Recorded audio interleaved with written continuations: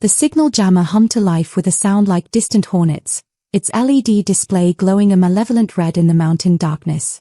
Razor Maddox watched with cold satisfaction as his handheld device confirmed what the jammer promised: 0 cellular signal for a 2-mile radius. Perfect. Clean. Professional. He nodded once to his crew. 8 motorcycles idled in tight formation along the abandoned logging road, their headlights cutting through the fog like prison searchlights. The machines were chosen specifically for this job: American muscle bikes with modified exhausts that could growl like thunder or purr like house cats depending on what the situation demanded. Tonight, they whispered. The intelligence had been solid as mountain granite. Dr. Lena Cross, wildlife conservationist, traveling alone through Cascade Range backcountry. Her vehicle, a 2019 Jeep Wrangler, field-worn but reliable. Her cargo, 2 years of encrypted research that could dismantle Viktor Sokolov's entire trafficking network and put dozens of connected operators behind bars for life. Her vulnerability: no backup, no communication, no idea she'd been marked for elimination. Razor checked his watch. 9:47 p.m. According to their tracker, Cross would round the blind curve in approximately 4 minutes. His crew knew the drill. Chain would deploy the spike strip. Snake and Brick would block the rear. He'd take point with Demon. The others would form the net. 30 seconds from contact to control. That's all they'd need.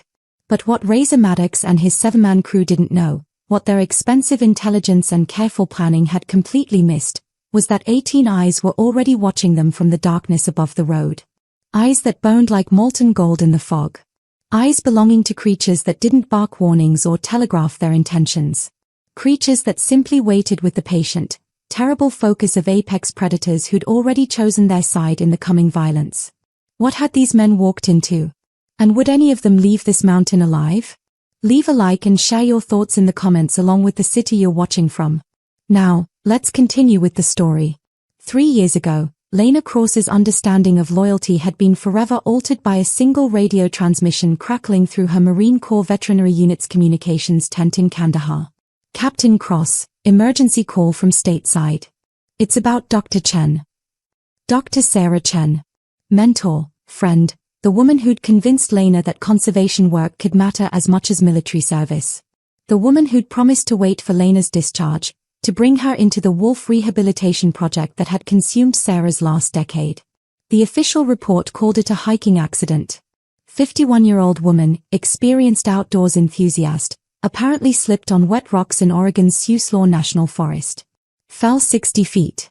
Died instantly. But Lena had known Sarah Chen. The woman who could read trail markers in complete darkness, who'd survived 3 encounters with grizzly bears, who moved through wilderness like she'd been born in it. Sarah didn't slip. Lena had requested immediate compassionate leave. She'd returned to Oregon for the funeral and stayed to investigate.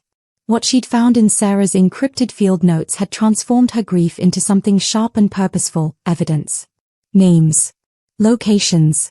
Shipping routes for illegal wildlife parts. Political connections that reached into state wildlife agencies. And at the center of it all, a name that appeared in 17 different contexts: Viktor Sokolov. That was 3 years ago.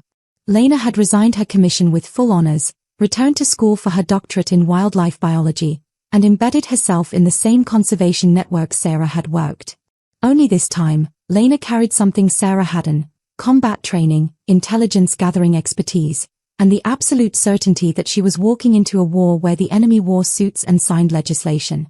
For 26 months, Lena had documented everything. She'd posed as a naive graduate student while photographing shipping containers, recording conversations, and building an evidence chain that could withstand the most expensive legal defense money could buy. The encrypted hard drive in her tactical backpack contained enough to trigger RICO prosecutions, international arrest warrants, and the complete dismantling of a trafficking network that spanned 4 continents. Tonight, she was 40 miles from the FBI field office where Agent Jennifer Chen, Sarah's younger sister, waited with a federal task force ready to move the moment Lena delivered the evidence. 40 miles. 1 hour. Then Sarah's death would finally mean something. But 18 months ago, something else had happened that Lena couldn't have planned, couldn't have predicted, and couldn't now imagine living without. She'd been conducting a wolf population survey in the Cascade Range backcountry, following protocol that required checking for illegal snares and traps. The trap she'd found had been set by poachers targeting wolves for their pelts, brutal steel jaws designed to hold an animal until the poacher returned to kill it. The wolf caught in that trap had been Ghost. At 4 years old, Ghost was the alpha female of a pack that had ranged through these mountains for 3 generations. She was 120 pounds of grey-silver muscle, intelligence, and will to survive. When Lena had found her, Ghost had been caught for an estimated 36 hours. Dehydrated. In shock. The trap's jaws had fractured bones in her right front paw. Most people would have called wildlife services. Lena, raised by a Marine Corps father who taught her that courage meant acting when action terrified you, had instead spent 6 hours carefully freeing Ghost from the trap without sedation, because sedation in Ghost's condition could have triggered cardiac arrest. Ghost's pack had watched from the shadows the entire time. 8 wolves, ready to attack if Lena proved to be a threat. But when Ghost was finally free and Lena backed away, hands visible and empty, something extraordinary happened. Ghost didn't run. She didn't attack. She stood on 3 legs, studied Lena with eyes that seemed to hold impossible understanding, and touched her nose to Lena's forehead. It was a gesture of pack bonding. Of trust given and accepted. Since that day, Ghost's pack had tracked Lena's movements whenever she entered their territory. They never approached in daylight. They never threatened. They simply watched. Guarded. As if Lena had become something they recognized as worth protecting. Lena understood the danger this represented. If authorities discovered that a habituated wolf pack was following a human, the pack would be relocated or, more likely, destroyed. So she kept the relationship secret, conducting her research carefully, always ensuring the wolves remained wild in every way that mattered. Tonight, as Lena's jeep climbed the winding mountain road towards safety and justice and the end of a 3-year mission, she had no idea that Ghost's pack was tracking her scent through the forest 500 yards above the road. She had no idea that 8 armed criminals waited in ambush ahead. And she had no idea that before this night ended, she would understand the true meaning of the word family in ways that transcended species, logic, and everything she'd been taught about the line between human and animal. The jeep's headlights swept across the curve ahead. Lena checked her watch. 9:51 p.m. 39 miles to go. She never saw the spike strip until her tires exploded. The jeep fishtailed violently as both front tires disintegrated, rubber shredding against asphalt with a sound like tearing canvas. Lena's military training took over instantly, hands firm on the wheel, foot off the brake, letting momentum bleed naturally. The vehicle slewed sideways but stayed upright, finally grinding to a halt 20 feet past the spike strip. Her heart hammered but her mind was ice cold, already assessing. Spike strip meant deliberate ambush. This wasn't random. Her hand moved toward the SIG Sauer P320 in her door panel, then froze as 8 motorcycles roared to life simultaneously, surrounding her in a perfect tactical formation. Headlights blazed from every direction. She was blind, trapped, and completely outgunned. Lena stepped out slowly, hands visible but not raised, a subtle difference that broadcast military training to anyone watching carefully. The lead biker dismounted with the fluid economy of someone who'd done violence professionally for years. He was tall, maybe 6'2", with a scarred face half hidden behind a dark beard. His leather cut bore no club patches, which meant these weren't typical bikers. They were operators. Dr. Lena Cross, the man said, his voice carrying easily over the idling engines. You're a hard woman to catch up with. The use of her name confirmed everything. This was the endgame Lena had known was coming but hoped would arrive 40 miles later, with federal agents between her and Sokolov's retribution. You have me confused with someone else, Lena said calmly, buying time while her peripheral vision mapped the tactical situation. 8 men. At least 3 visible pistols. Probably more concealed. The nearest cover was 15 feet to her right, a boulder cluster that wouldn't stop bullets but might break line of sight. The lead biker smiled without warmth. Don't insult either of us. I know exactly who you are.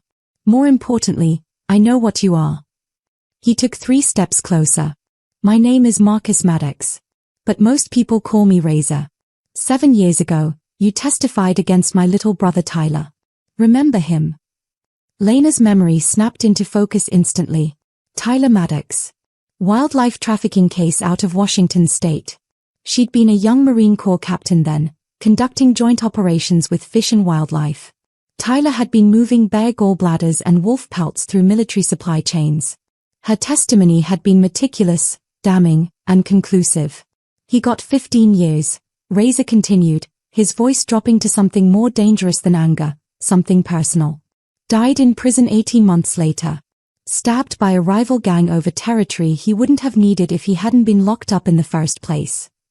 Your brother made his choices, Lena said. I just testified to facts. Facts. Razor laughed bitterly. You destroyed my family with your facts. And now you're about to do it again, aren't you? To Victor, to the whole network. That's what's on the hard drive in your bag. 2 years of Sarah Chen's little protégé playing undercover detective. The mention of Sarah's name hit Lena like a physical blow, and Razor saw it land. Oh yes, we know all about Dr. Chen. About her accident. His emphasis made it clear he knew exactly what had happened. She got too close. Started asking questions that powerful people didn't want answered. You really think you're smarter than she was? That you'll succeed where she failed? Sarah didn't fail, Lena said quietly. She got the truth. And truth doesn't die just because you kill the person carrying it. Poetic. But ultimately wrong. Razor pulled a pistol from his waistband, a Glock 19, held with practiced familiarity. Give me the hard drive, Dr. Cross. Viktor Sokolov is paying me $500,000 to retrieve it and eliminate the witness. But here's the thing, this job stopped being just business the moment I learned who the witness was. This is personal. For Tyler. So I'm going to give you one chance to make this easier on yourself. Hand over the drive, and I'll make it quick. Lena's mind raced through options. The hard drive was biometrically encrypted. Killing her would make it useless. That bought her leverage, but Razor didn't know about the encryption yet. Once he discovered it, he'd have reason to keep her alive for coercion or torture. She made her decision. The drive is encrypted, Lena said. Biometric lock tied to my thumbprint and iris scan. Kill me and you get nothing but a very expensive paperweight. Victor gets nothing. You get nothing. Razor studied her face for 5 long seconds, then smiled. Smart. Irritating, but smart. He gestured to one of his crew. Chain, bring the van. Looks like we're taking Dr. Cross somewhere quiet where we can work out the details. A younger biker, probably early 20s, nervous energy evident in his movements, approached with zip ties. Lena's muscles tensed. Once restrained and in a vehicle, her survival odds dropped to near zero. The growl came from the darkness so suddenly that everyone froze. It wasn't loud. It didn't need to be. The sound was deep enough to vibrate in the chest cavity, primal enough to trigger every ancestral fear coded into human DNA. It was the sound that had terrified human beings since they'd first learned to fear the dark. Chain stopped mid-step, zip ties forgotten in his hand. What the hell was that? Razor's eyes narrowed, scanning the tree line. He'd spent enough time in wilderness doing Sokolov's wet work to recognize what he was hearing. Wolf. Big one, from the sound of it. Just one. Snake, another biker, asked nervously. The second growl answered him, from a completely different direction. Then a third, from behind their position. And a fourth. Lena felt her heart rate spike for an entirely different reason now. Ghost. No. Not yet. It's too soon. Razor's tactical mind processed the situation instantly. We're surrounded. Snake, Brick, check the perimeter. Weapons ready. If you see movement, put it down. Boss, Demon protested, maybe we should just. We should just what? Razor's voice cut like a blade. Run from some animals? We have 8 men and enough firepower to start a small war. Move. Snake and Brick advanced into the tree line with flashlights and pistols drawn, their earlier confidence replaced by the careful movements of men who suddenly realized they might not be the apex predators in this situation. Lena stayed perfectly still, barely breathing. She knew what was out there. She knew Ghost's intelligence, the pack's coordination, and most terrifyingly, she knew they weren't bluffing. But she also knew that if shooting started, the wolves would be killed or scattered. Either outcome meant losing the only allies she had.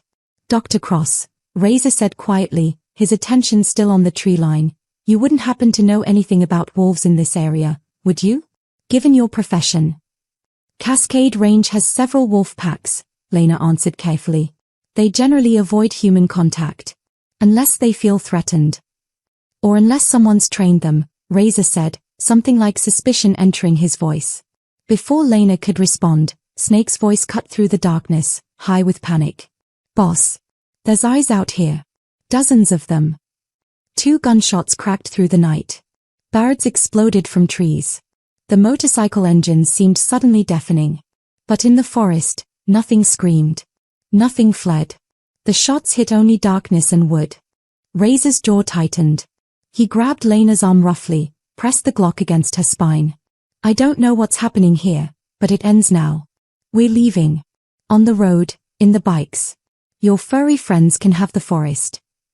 They won't let you take me, Lena said, the certainty in her voice surprising even herself. They are animals, Dr. Cross. Animals run from guns. From the tree line directly ahead, a shape materialized into the edge of the headlight beams. Ghost stepped forward until she was fully visible, 120 pounds of muscle and fur and absolute, terrifying focus. Her ice blue eyes locked onto Razor's face with an intelligence that made every human present suddenly, viscerally understand that they were no longer at the top of the food chain. Behind Ghost, 8 more shapes moved at the forest edge. Not advancing. Just waiting. Razor's gun hand trembled slightly. What the hell are you? Ghost's answer was a low, rumbling growl that promised violence held barely in check. Lena spoke quietly, every word deliberate. That's Ghost. She's the alpha female of this pack. And you made a mistake 7 years ago that's about to get you killed tonight. What mistake?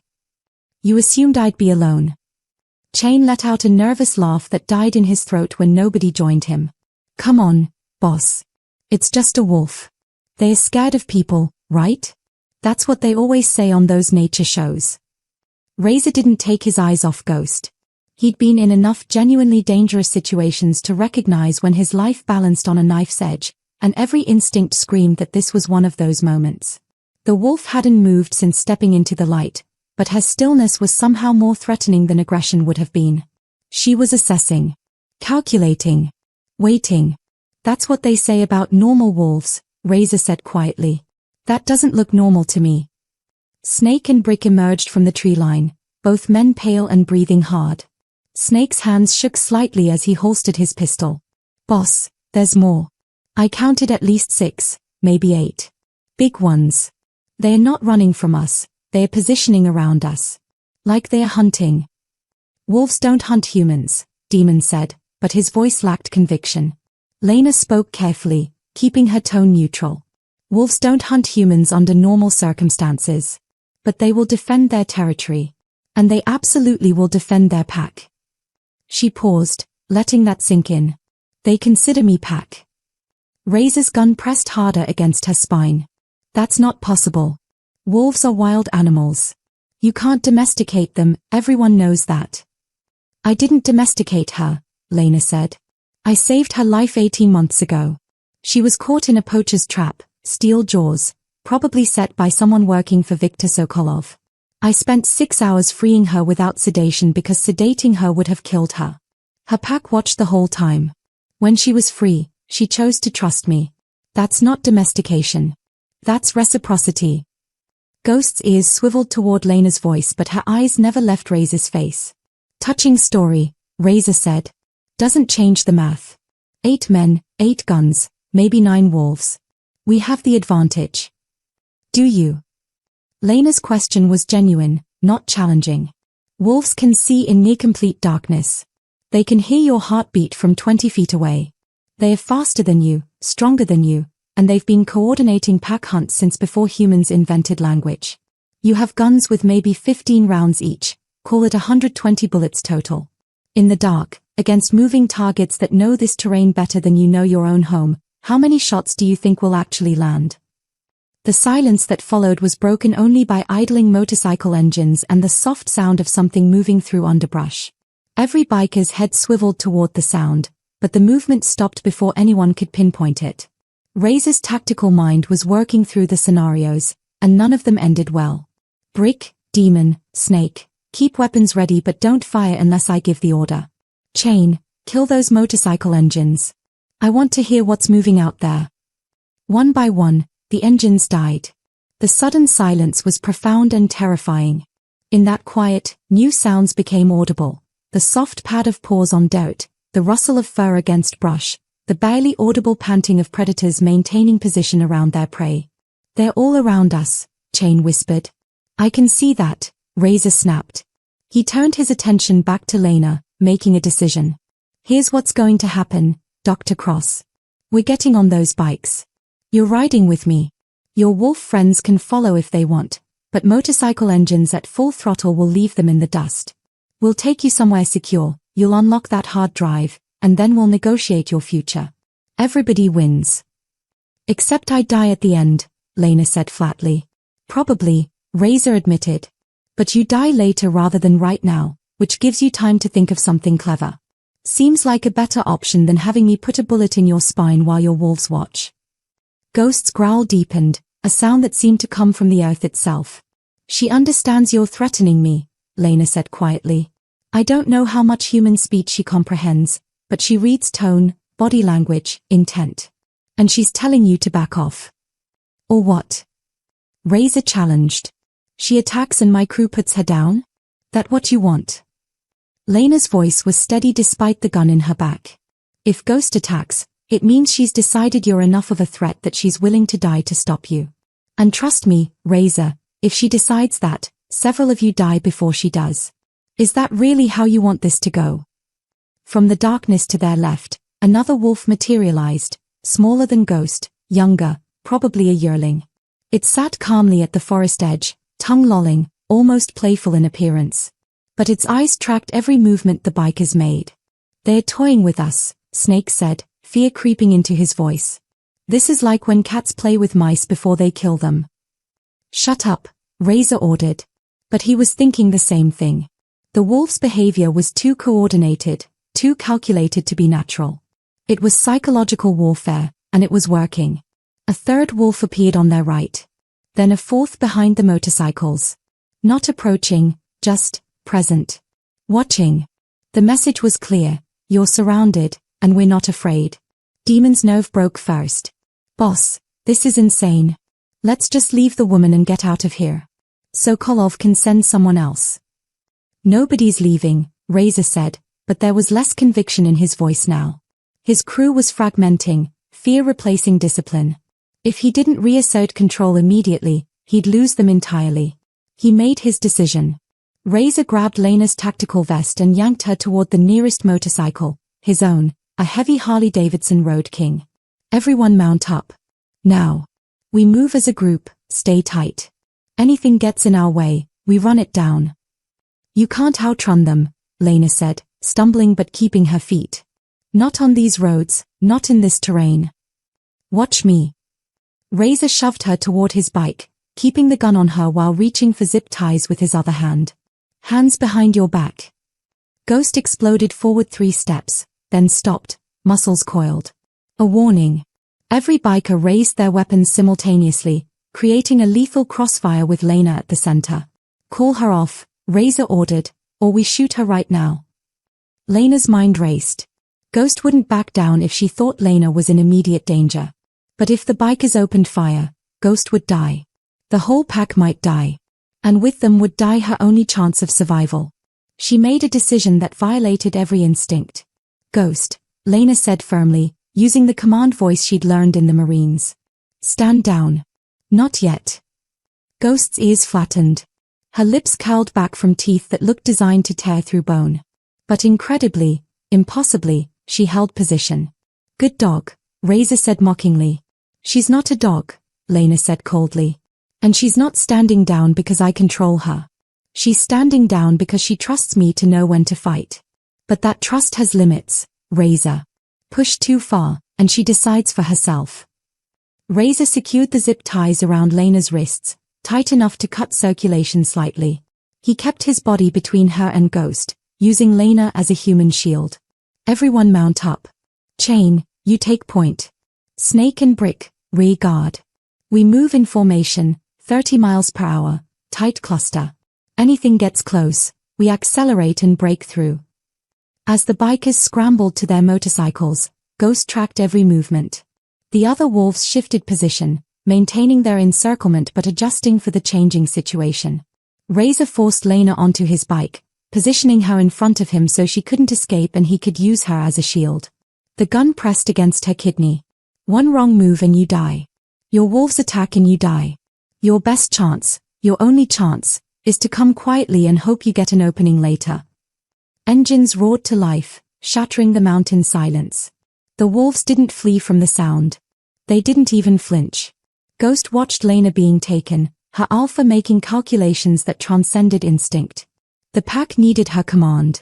Stay or attack. Wait or strike. Lena met Ghost's eyes for one brief moment.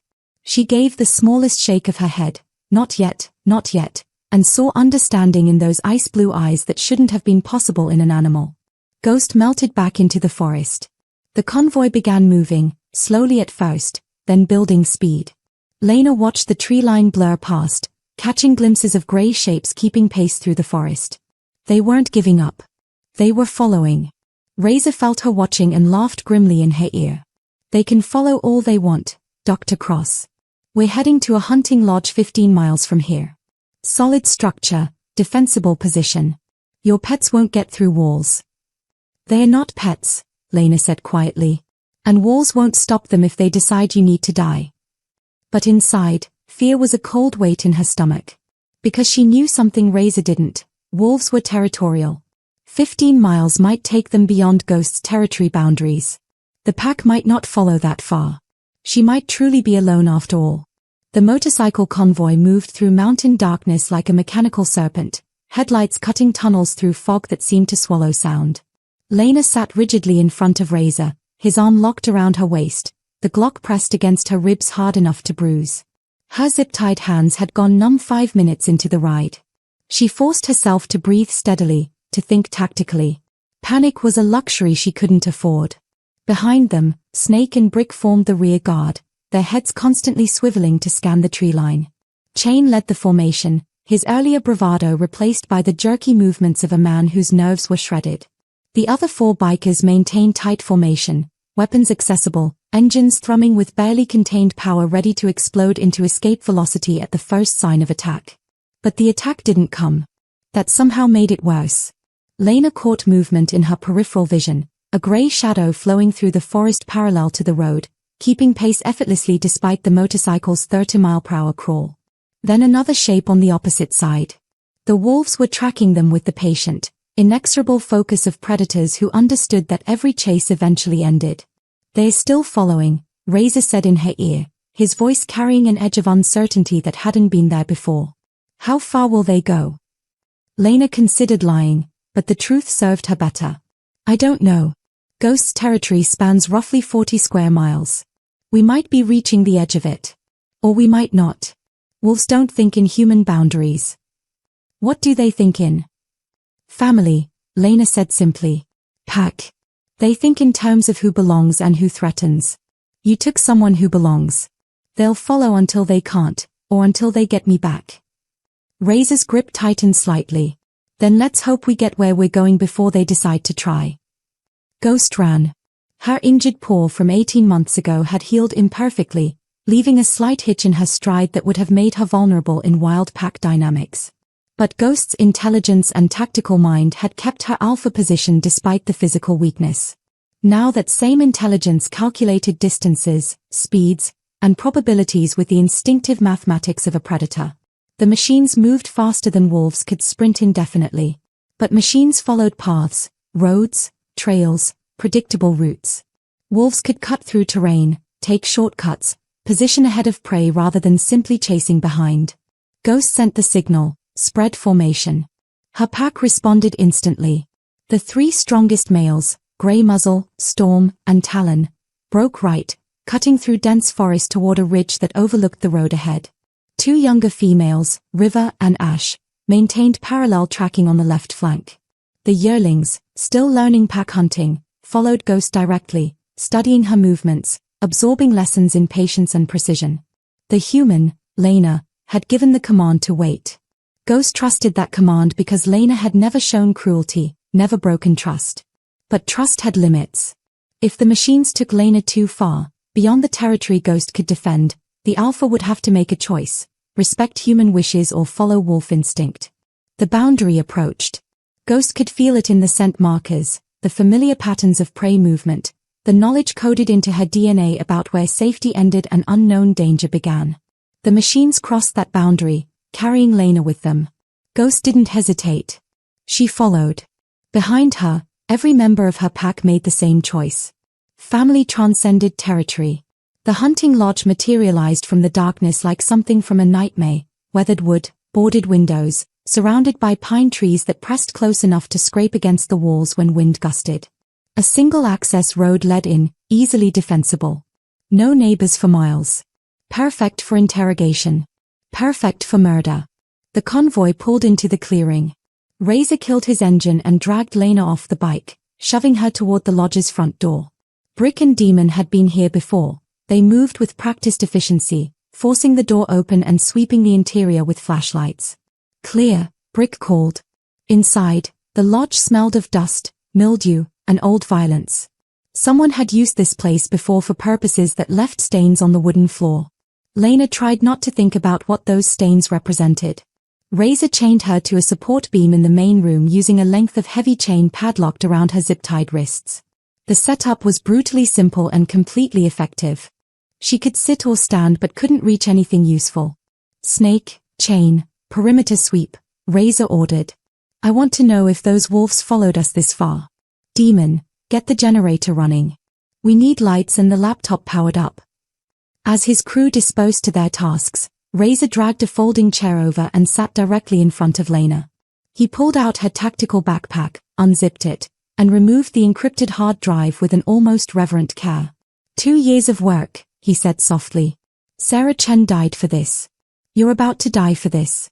All this data about trafficking routes, shipping manifests, political connections. You know what the funny thing is, Dr. Cross? Lena stayed silent. The funny thing is, you're right. It's all true. Every name in here, every connection, every crime. Viktor Sokolov absolutely runs a network that's killed hundreds of animals and a few humans who got in the way. And you've documented it beautifully. He turned the drive over in his hands. But none of it matters.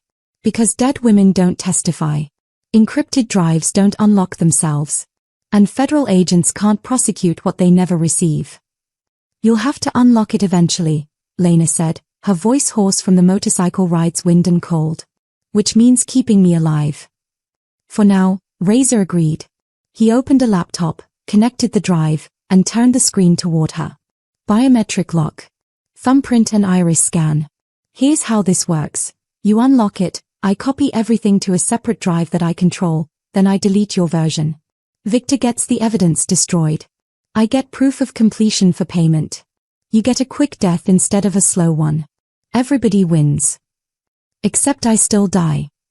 Everybody dies eventually, Dr. Cross. The question is whether you die in the next 10 minutes or the next 10 hours. Pain-free or screaming. Your choice. Before Lena could respond, Chain's voice cut through the night outside, high with panic. Boss. Movement in the trees. I think they. His scream shattered the darkness. Not a yell of surprise or fear, but genuine agony, high, desperate, the sound of a man whose body was being destroyed. Every biker inside the lodge rushed to the windows. Through the gaps in the boards, they saw Chain on the ground 20 feet from the lodge, clutching his right arm. Blood, black in the moonlight, poured between his fingers. His rifle lay 10 feet away, as if something had dragged it from his hands. And standing at the tree line, eyes reflecting in the generator's harsh lights, Ghost watched them with the patience of something that had all the time in the world. Jesus Christ, Demon whispered. She took him down in seconds. We didn't even see her coming. Razor's jaw tightened. Get Chain inside. Now. Brick, Snake, covering fire if anything moves. 3 bikers rushed out, weapons raised, swiveling to cover all approaches. They grabbed Chain under his shoulders and dragged him toward the lodge while he screamed and thrashed. His right forearm bent at an unnatural angle, shattered, useless. Nothing attacked during the rescue. Ghost simply watched, then melted back into darkness. They hauled Chain inside and slammed the door. Demon immediately started triage, cutting away Chain's sleeve to reveal the damage. Deep puncture wounds and a compound fracture. The bone had been crushed with surgical precision, enough to disable completely but not sever the major arteries. She could have killed him, Lena said quietly. That bite was controlled. She wanted him alive but unable to fight.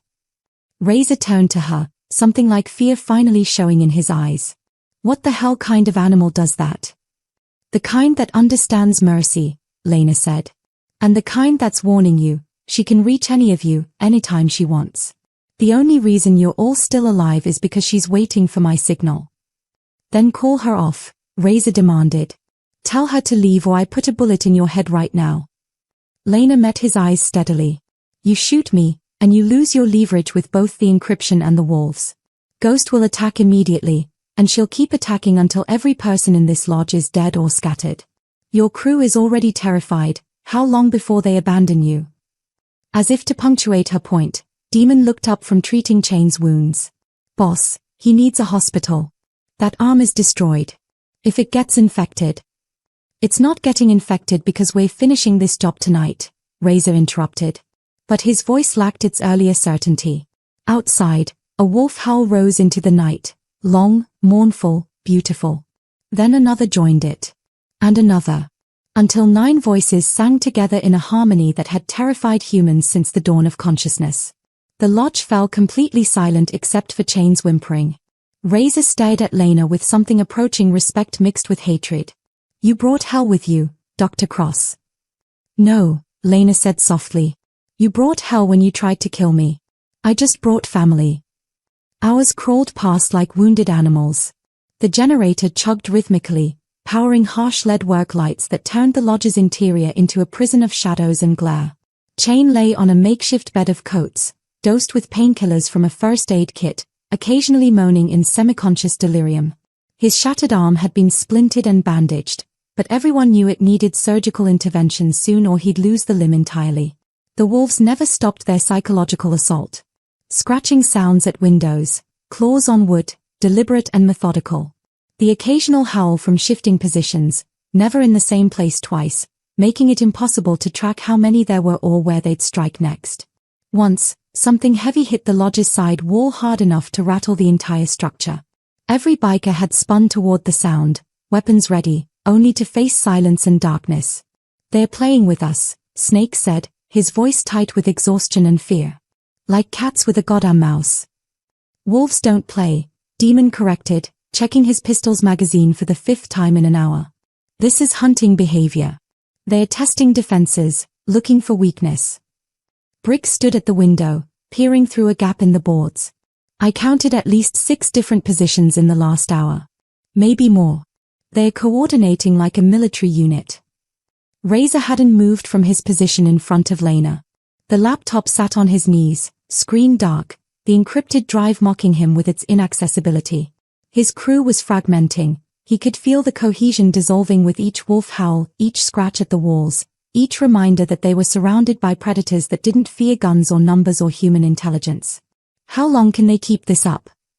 Razor asked Lena, his voice carrying the roughness of too many cigarettes and too much stress. As long as it takes, Lena answered. Her wrists were raw from the zip ties and chain, her shoulders screaming from hours in an awkward position, but she kept her voice steady. Wolves can wait for days when hunting elk or caribou. They'll circle a herd for 72 hours, testing, probing, until they find the weak one. You think they'll give up on me faster than they'd give up on dinner? We have food, water, ammunition, Razor said, but he was trying to convince himself as much as her. We can outlast them. Can you? Lena gestured with her chin toward his crew. Chain needs a hospital. Your men are exhausted. And Ghost hasn't even tried a serious assault yet. This is just reconnaissance. When she decides to actually attack, how many of you survive? Snake slammed his fist against the wall. This is insane. We should just leave, boss. Get on the bikes and punch through. They can't stop all of us at highway speeds. And go where? Razor snapped. Back to Victor empty-handed? He doesn't accept failure, Snake. You know what happens to people who disappoint him. I know what happens to people who get eaten by wolves too, Snake shot back. At least Victor kills you quick. Nobody's getting eaten, Razor said, but even he didn't sound convinced anymore. Outside, Ghost lay in a depression between two pine trees, perfectly camouflaged by shadow and stillness. Her pack ranged around the lodge in a loose perimeter, close enough to respond instantly, far enough to avoid concentrated fire if the humans panicked. She could smell their fear now. It rolled off the lodge in waves: sweat, adrenaline, the acrid chemical stink of human desperation. Good. Fear made prey stupid. Made them make mistakes. Grey Muzzle approached silently, his grizzled face appearing beside hers. He was the pack's beta male, her most trusted lieutenant. His questioning whine was soft. When do we attack? Ghost's response was a low rumble that meant patience. The humans still had too many advantages inside the structure. Walls, weapons, light. A direct assault would cost pack lives, and Ghost's primary responsibility was keeping her family alive. But patience had rewards. The humans were consuming their resources: ammunition, food, energy, morale. Each passing hour made them weaker while the pack remained strong. Ghost understood what human authorities called siege warfare without knowing the words. She'd been hunting elk for 6 years. She knew that waiting was sometimes the most lethal weapon. Storm, one of the younger males, dragged something metallic across gravel behind the lodge, a piece of debris from an old vehicle, creating a screech that made the humans inside scramble to the back windows, guns ready. By the time they got there, Storm had vanished. The sound had accomplished its purpose. More adrenaline burned, more nerves frayed, more cohesion lost. Ash, the smallest female, had discovered that pressing against the lodge's foundation made the wooden floor creak inside. She did it periodically, moving to different positions, making the humans think wolves were trying to dig underneath or find weak points in the structure. It was brilliant psychological warfare from an animal who'd never studied human psychology. Ghost watched it all with satisfaction. Her pack was learning, adapting, coordinating without her constant direction. This was how alphas built strong packs, by teaching independence within the framework of collective purpose. The moon rose higher. Another hour passed. Inside the lodge, something was about to break. Demon was the first to openly mutiny. "I'm done, Razor," he announced, standing up from where he'd been watching the door. "Chain needs help we can't give him. We're surrounded by animals that are smarter than they should be. The job's gone sideways, and I'm not dying in this shithole over Victor's money." Razor's hand moved to his pistol. "Sit down." "Or what? You'll shoot me?" Demon laughed bitterly. "Then you're down another man and the wolves get more encouragement. Face it, boss, we lost. Time to cut losses and get out while we still can." "Nobody leaves," Razor said, but his authority was crumbling visibly. Snake stepped forward. "Demon's right. This was supposed to be quick. Grab the woman, get the drive, finish it. Now we're in hour 4 of a siege by wildlife that's acting like a SWAT team. Something's wrong here, Razor. Something's really wrong." "What's wrong?" Lena interjected calmly, "is that you underestimated what loyalty means. You treat wolves like dumb animals because it makes you feel superior. But Ghost's pack has something your crew doesn't: absolute trust in each other. No betrayal, no selfishness, no abandonment. Just family protecting family." "Shut up," Razor snapped, but the words had landed. His crew was looking at each other, seeing the truth. They were mercenaries held together by money and fear. The wolves were family held together by bonds forged over years of shared survival. When the test came, which group would hold? Razor made his decision. He grabbed the laptop, moved to Lena, and yanked her head back by her hair. "Enough. You're unlocking this drive right now. I'll delete everything, call Victor with proof, and we leave before your pets get lucky." "And then you kill me," Lena said. "Yes. But first I kill one of them." He gestured toward the window. "I'll go outside, find one of your wolves, and put a bullet in its skull. Then I'll come back and do it again. And again. Until you cooperate or they're all dead. Your choice, Dr. Cross, unlock the drive or watch Ghost die." Lena's face went pale. "You can't. Watch me." Razor stood, checked his pistol, and walked toward the door. Brick blocked his path. "Boss, going outside is suicide." "Then cover me," Razor ordered. "All of you. Lay down suppressing fire." I'll grab an angle and take my shot. The wolves will scatter. They won't scatter, Lena said desperately. They'll kill you. Then I'll take one of them with me. Razor's eyes held a desperate gleam. I'm calling your bluff, Dr. Cross. Let's see how much your wolf family really means to you. He reached for the door handle. The window exploded inward in a shower of glass and wood splinters. A wolf, not Ghost, but Talon, the strongest male, came through the window like a missile. He hit the floor rolling, scrambled upright, and his jaws closed on the corner of the laptop. Chaos erupted. Bikers shouting, guns firing wildly, furniture crashing. Talon whipped his head side to side, then bolted back toward the broken window with the laptop in his jaws. Snake tackled him mid-leap. Man and wolf went down in a tangle of limbs and fury. Talon's jaws opened, releasing the laptop, which shattered against the floor, screen spiderwebbing, case cracking, then closed on Snake's shoulder with a controlled bite. Not severing arteries, not tearing throat, just creating pain and releasing. Snake screamed and rolled away, clutching his shoulder. Talon leaped through the window and vanished into darkness, leaving destruction and terror in his wake. The laptop lay in pieces on the floor. Razor scrambled for it, pulled the hard drive from the wreckage. The metal casing was intact, cracked but not destroyed. The data might still be recoverable. But the biometric reader was smashed beyond function. No, Razor whispered. No, no, no. He turned to Lena, and she saw something worse than anger in his eyes. She saw a man who'd lost everything and had nothing left to lose. You planned this, he said softly. You trained them. You taught them to steal the laptop, to protect the evidence. You've been playing me from the start. I didn't, Lena began, but stopped because the truth was more complicated. She hadn't trained Ghost's pack to do this. But she'd given them reason to protect her. She'd shown them what loyalty meant. And they'd learned, adapted, applied those lessons in ways she couldn't have predicted. Razor raised his pistol, aimed it directly at Lena's forehead. Then there's no reason to keep you alive, he said. And pulled the trigger. The click of the hammer falling on an empty chamber echoed like thunder in the sudden silence.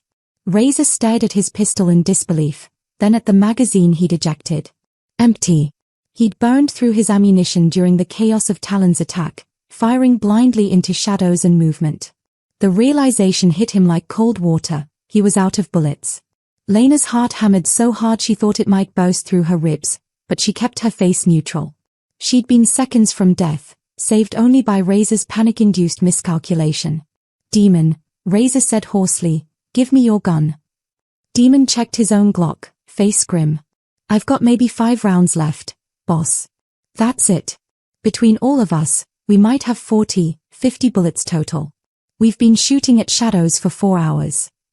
The weight of that reality settled over the room like a funeral shroud. They'd started with over 100 rounds. Now they were operating on fumes, surrounded by predators who hadn't lost a single pack member except by choice. Snake sat against the wall, his wounded shoulder bandaged with strips torn from his shirt. We're done, Razor. Even if we had ammo, we're exhausted. Chain needs surgery. I need stitches. And those things outside are just getting started. Through gaps in the boarded windows, the first grey hints of pre-dawn were visible. Sunrise was maybe 90 minutes away. The long night was finally ending, but nobody in the lodge felt like they'd survived anything yet. Dawn changes the equation, Brick said, the first words he'd spoken in over an hour. Daylight means visibility. We can see them coming, coordinate our fire better. Maybe we can hold until... Until what? Snake interrupted. Until they get bored and leave? They are not leaving, Brick. Look at her, he gestured at Lena. She knows it. Those wolves aren't going anywhere without her. Lena spoke carefully, her voice raw from dehydration and exhaustion. You still have one option that doesn't end with all of you dead or in prison. Here it comes, Demon muttered. The deal. Let me go, Lena said simply. Unlock these chains, let me walk out that door. The wolves get what they want, you get to leave alive. Victor can send someone else to clean up his mess, but it won't be your problem anymore. Razor laughed bitterly. And the hard drive? Your evidence that destroys Victor's entire operation. Is already destroyed, Lena pointed out. The reader is smashed. You can't access the data without me, and even if you could, what are you going to do? Mail it to Victor from a hospital bed? This job is over, Razor. You lost. The only question now is whether you lose with dignity or lose everything, including your lives. She's right, Brick said quietly. All eyes turned to him. The big man's face was haggard, guilt etched in every line. I didn't sign up for this. I took this job because my daughter needs treatment for leukemia. Medical bills are drowning me. But if I die here, she loses her father and the bills still don't get paid. What's the point? The point, Razor said, is that Viktor Sokolov doesn't forgive failure. We let her go, and we're all dead men within a week. He'll hunt us down one by one. You know how he works. So we're dead either way, Brick said flatly. At least this way we die human, not torn apart by animals. Demon stood up, decision made. I'm with Brick. This is over. If Victor comes for me, at least I'll see it coming. Better than dying in this lodge because we were too proud to admit we got beat by wolves. Sit down, Razor ordered, but his voice was hollow. He could feel control slipping away like water through his fingers. No, Demon said simply. He moved toward Lena, pulled out his knife. I'm cutting her loose. Anyone who wants to stop me better have bullets to waste. Razor raised his empty pistol, then lowered it slowly. The absurdity of threatening someone with an unloaded gun finally broke through his desperation. Demon cut through Lena's zip ties, then worked on the chain's padlock with a tension wrench from his toolkit. It took 3 minutes of careful manipulation, but the lock finally clicked open. Lena stood on shaking legs, her hands tingling painfully as circulation returned. She retrieved the broken hard drive from the floor, tucked it into her tactical vest. Even damaged, it still held evidence. Maybe FBI techs could recover something. So that's it. Snake said. We just let her walk. You're not letting me do anything, Lena said, moving toward the door. You're making the smart choice to survive. There's a difference. She paused at the door, hand on the handle, and turned back to face them. For what it's worth, I'm sorry about Chain and Snake.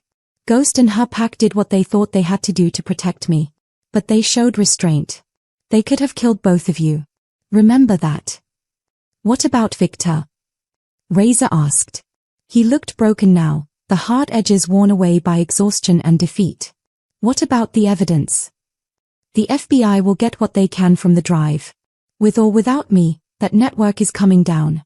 Sarah's work won't be wasted. Lena met his eyes. As for you, I'd suggest running. Get as far from Victor as possible. Maybe you survive, maybe you don't. But at least you'll have a chance. She opened the door. The pre-dawn air was cold and clean, washing away the lodge's stale fear stink. Lena stepped outside, half expecting a bullet in her back, but none came. Ghost materialized from the shadows like smoke given form. She approached slowly, her gait showing the old injuries limp, but her eyes were clear and focused. She stopped 3 feet from Lena, sat, and waited. Lena dropped to her knees and buried her face in Ghost's thick fur, finally allowing herself to shake, to feel the terror she'd been suppressing for 6 hours. Ghost remained perfectly still, providing solid anchor in a world that had tried very hard to kill them both. The rest of the pack emerged from the forest, 8 wolves moving like liquid shadows, surrounding Lena in a protective circle. Not threatening the lodge, just present. Guarding their family member. Inside the lodge, the bikers watched through gaps in the boards. Jesus, Snake whispered. Look at them. They really do think she's pack. Razor stood at the window, watching Lena and the wolves, and something in his chest cracked. Not quite redemption, not quite remorse, but the beginning of understanding that he'd spent years on the wrong side of a line he'd never bothered to examine. Let's go, he said quietly. Get Chain and Snake on bikes. We leave now, before Victor knows we failed. Where do we go? Demon asked. Anywhere but here. Razor took one last look at Lena surrounded by wolves, a woman who'd survived through loyalty he'd never understood and bonds he'd never valued. Anywhere but here. Outside, Ghost suddenly tensed. Her ears swiveled forward, then back. A warning growl rumbled from her chest. Lena heard it too, the distant sound of motorcycles approaching. Not the bikers' machines, which were still parked around the lodge. Different engines, heavier, moving fast. "No," she whispered, standing. "No, they can't be." But they were. Through the dawn gloom, headlights appeared on the access road. 6 motorcycles, riding hard, with a black SUV following. Reinforcements. Viktor Sokolov hadn't waited for Razor's confirmation. He'd sent a second team to ensure the job got done. And they were seconds away. The lead motorcycle skidded to a stop 50 feet from the lodge, engine growling. The rider dismounted with military precision, tactical gear, body armor, a rifle slung across his back. 5 more bikers followed, fanning into assault formation. The SUV stopped behind them, and 2 men emerged wearing suits that screamed expensive enforcer. This wasn't a cleanup crew. This was an execution squad. Lena's mind raced through options. She was exposed, exhausted, surrounded by wolves who were fearless but not bulletproof. These men had come prepared for resistance. They'd seen what happened to Razor's crew and adapted. The lead man raised his rifle, aiming directly at Ghost. "Target acquired," he said into a radio. "Engaging hostile wildlife." Lena moved without thinking, putting herself between Ghost and the rifle. "Don't." The man's finger tightened on the trigger. And Razor Maddox crashed through the lodge door, firing Demon's pistol wildly at the new arrivals. "Run!" Razor screamed at Lena. "Get into the forest, now." It was the last thing anyone expected. Razor, who'd spent 6 hours trying to kill her, was now providing covering fire for her escape.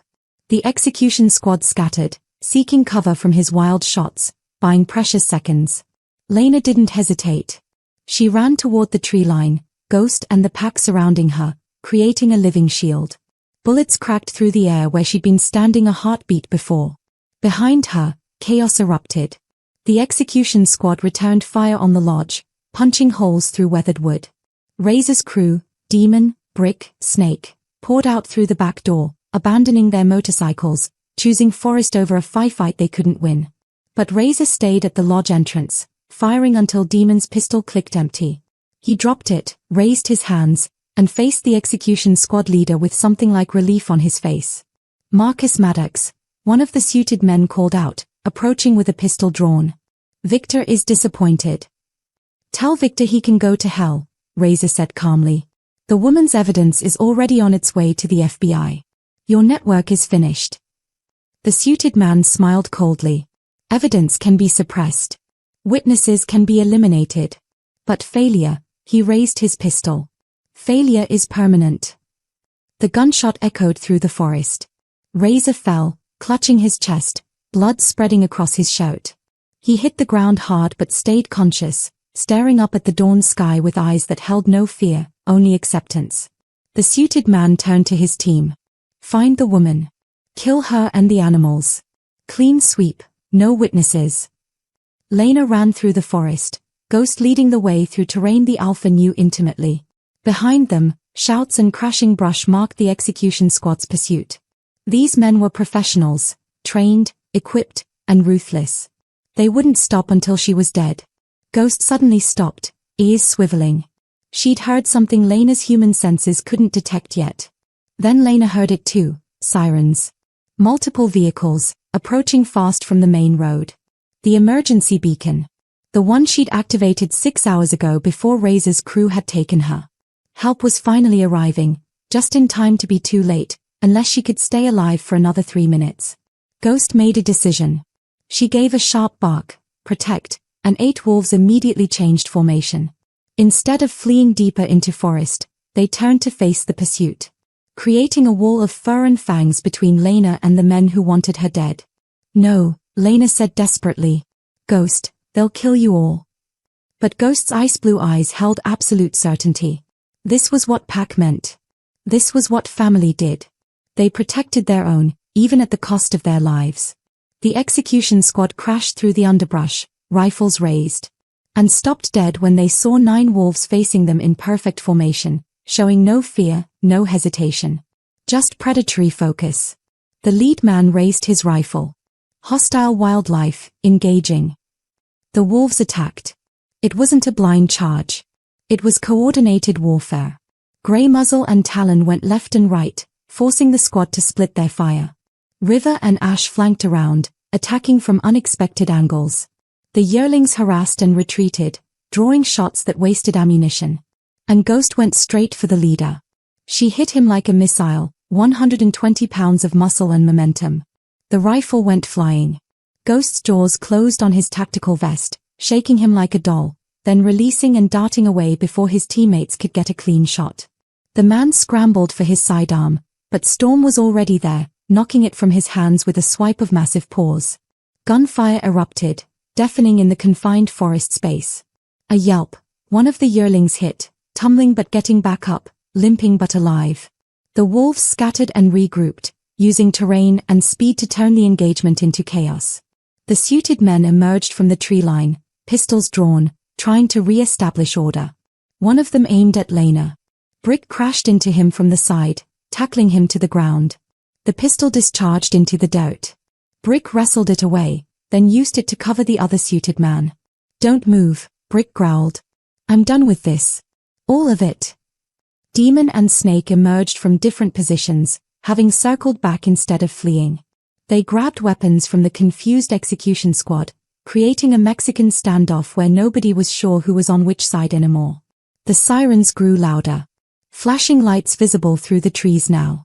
The execution squad leader, bleeding from Ghost's attack, raised his hands slowly. "Stand down," he ordered his team. "Mission abort. We blown."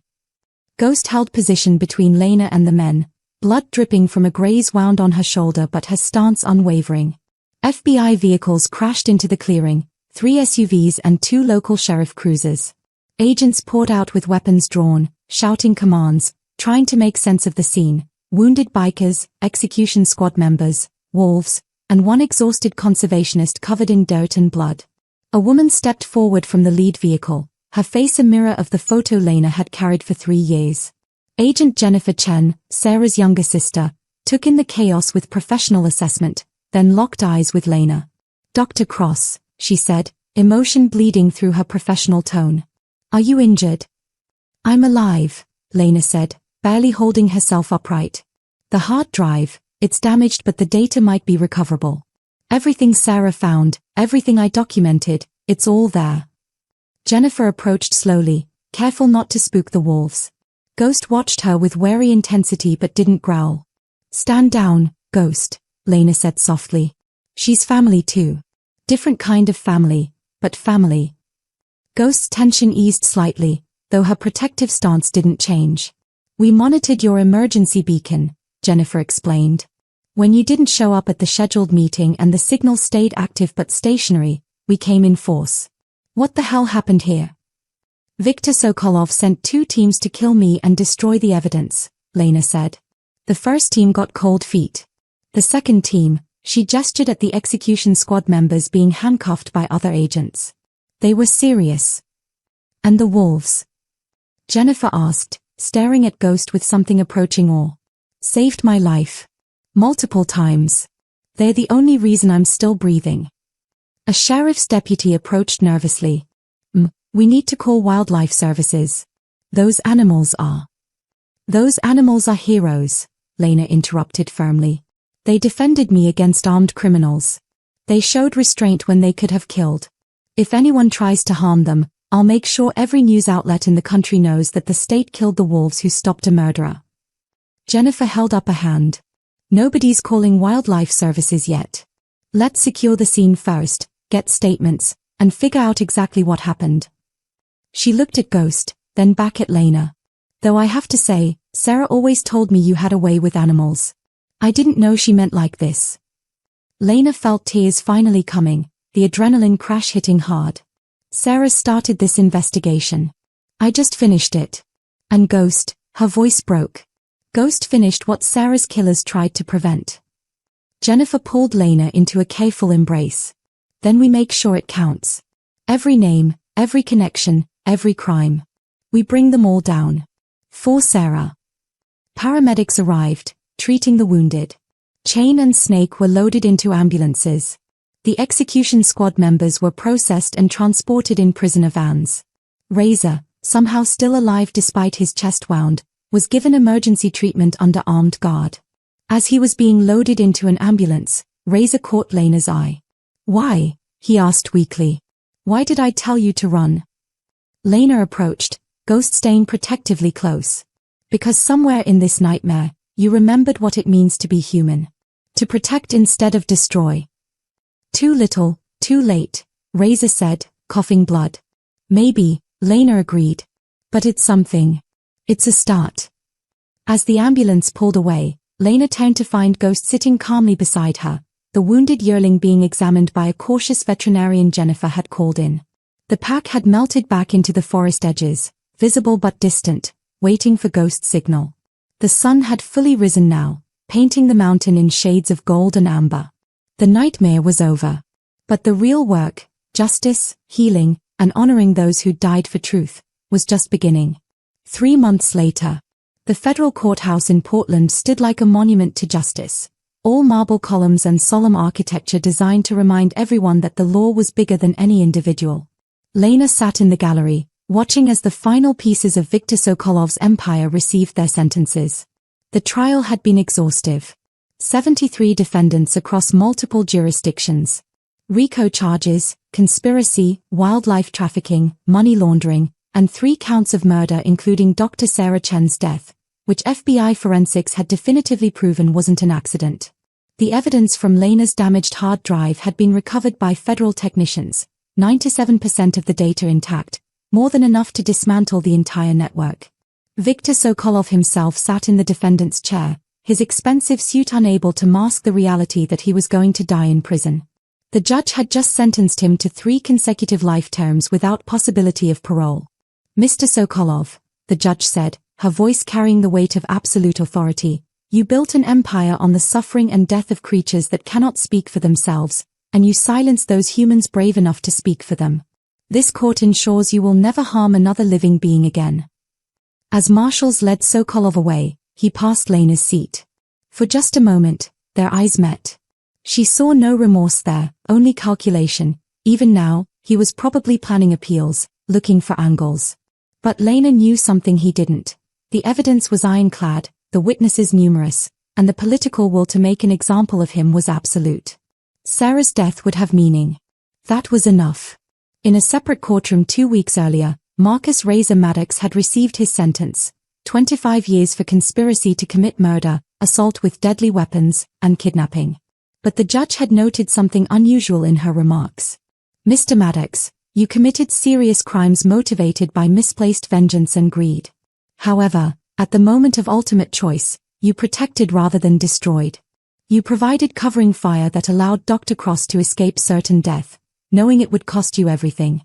That single act of conscience, while insufficient to excuse your crimes, demonstrates that redemption is possible even for those who've lost their way. I encourage you to spend your incarceration discovering who you might have been if you'd made different choices earlier. Brick had received a reduced sentence, 8 years, for cooperation and his role in protecting Lena during the final confrontation. His daughter's medical bills had been paid through a victim's compensation fund, and his testimony had been crucial in securing convictions. Snake and Chain faced similar reduced sentences. Demon had entered witness protection after his testimony proved particularly damaging to Sokolov's remaining lieutenants. The execution squad members had received life sentences with no reduction. They'd shown no remorse, no cooperation, no hint of humanity. The system had removed them permanently. But the legal battle Lena cared about most had nothing to do with human criminals. Ghost's fate had hung in bureaucratic limbo for weeks after the confrontation. State Wildlife Services had initially demanded the entire pack be tranquilized and relocated, standard protocol for wolves showing abnormal habituation to humans. Lena had fought with everything she had. She'd hired environmental lawyers, contacted wildlife advocacy groups, and most effectively, she'd leaked the FBI body camera footage to national media. The video had gone viral within hours. Ghost protecting Lena from armed men. The coordinated pack defense. The restraint shown even when wolves had every tactical advantage.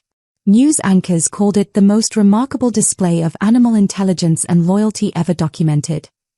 Wildlife biologists published op-eds arguing that Ghost's pack demonstrated problem-solving abilities that warranted study, not elimination. The public outcry had been overwhelming. #SaveGhost trended worldwide. Petitions gathered 2 million signatures in 3 days. Finally, a federal judge had issued an unprecedented ruling. Ghost was designated a therapeutic companion animal under a special provision of the Endangered Species Act. She could remain with Lena under specific conditions: regular monitoring, GPS tracking collar, and restrictions on public interaction. The rest of her pack remained wild and protected, their territory expanded and legally shielded from development. It wasn't perfect. Ghost hated the tracking collar. But it was survival, and survival meant family stayed together. The letter arrived on a Tuesday, forwarded through Jennifer Chen's FBI office. Lena almost didn't open it when she saw the prison return address, but curiosity won. Dr. Cross. I don't expect forgiveness. I don't deserve it. I came to that mountain to kill you for revenge that had nothing to do with justice and everything to do with my own failures. But watching you with Ghost and her pack showed me something I'd spent years running from: what loyalty actually looks like. What family means when it's chosen rather than obligated. What protection means when it's given freely rather than purchased. I've arranged for a trust fund in Sarah Chen's name, $250,000 from assets seized before my arrest. It's blood money, earned through crimes I can't undo. But maybe it can do some good in the world if it's used to protect the animals I helped destroy. I don't ask for redemption. I just wanted you to know that one person, one violent, broken person, saw what you and Ghost have and understood, finally, what I'd been missing my entire life. I hope you and your family, both human and wolf, find peace.